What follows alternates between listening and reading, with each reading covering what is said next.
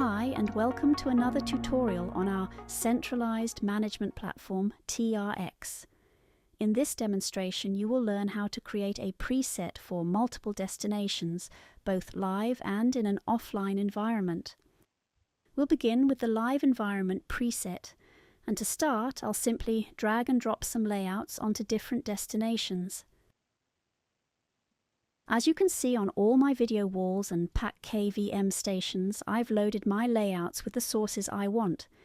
If I like the setup of my environment, I can save it as a preset with the button in the bottom right called Save Preset As, and I'll call it Example Preset. Now this may be used to quickly and easily change all my video walls at once. So to show how that works, I will clear everything on my video walls by clicking on the 3 dotted line and then unjoin all.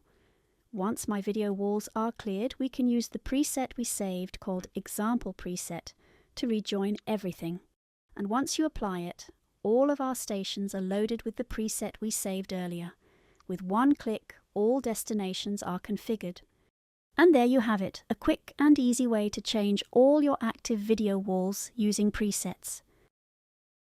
Now, let's talk about the offline preset creator. You may be in a situation where you don't want to affect any of your live destinations, but I need to create and prepare more presets to then use later on. So to begin, on the upper left hand with the preset panel opened, click on Plus Preset. This will open the Preset Creator dialog, which will allow us to create presets in an offline environment without affecting your active video walls.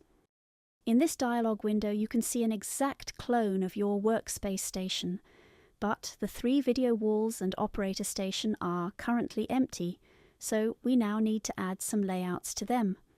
I'll add a few layouts we have already created to these stations, and once I'm happy with how it looks, we can press the Next button at the bottom of the screen.